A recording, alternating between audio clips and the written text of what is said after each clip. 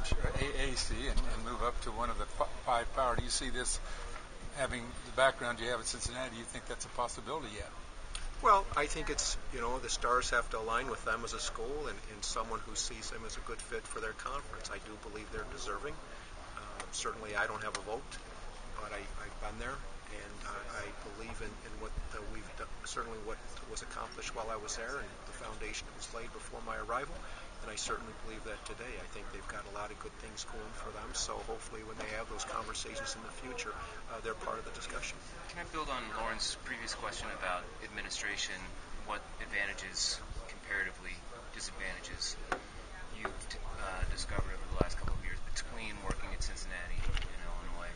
Well, I say this, Lauren's probably heard me say this.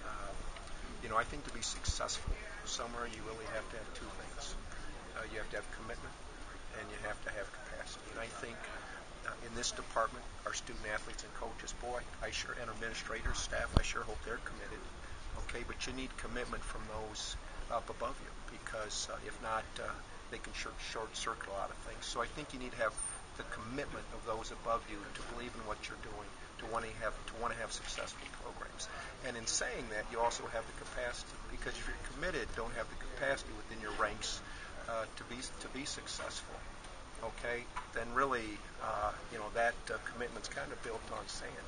But, or if you have capacity, you have great capacity. We have people around who support our programs. Just look across the street at the State Farm Center.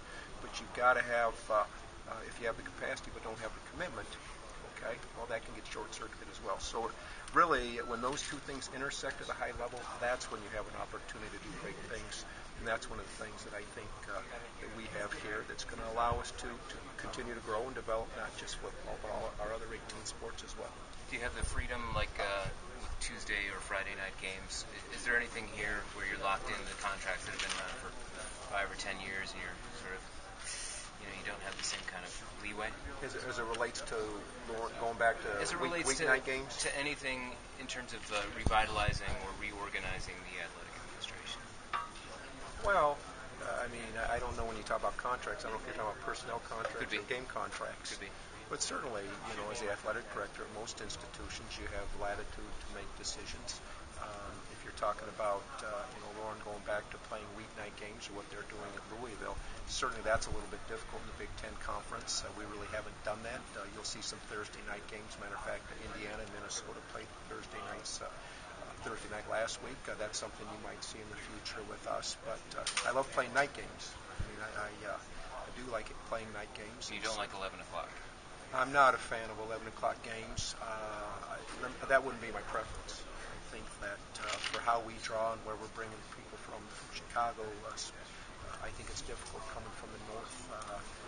And because, football is a game day activity, it's not just something where you show up, get out of the car, go in and watch 3 hours of football and leave and go home. That's basketball, but that's not football. So I think it takes away from that, especially when we draw from a lot of folks that are outside the central Illinois footprint. And the heat factor, excuse me. The heat factor was a terrific problem for the fans out here Saturday. Well, it was, and hey, let's give our fans a lot of credit.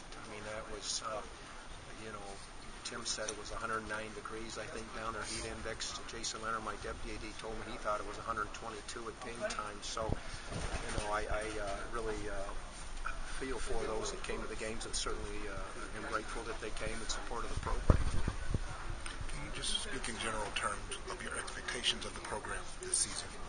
Well, we just need to continue to grow and get better.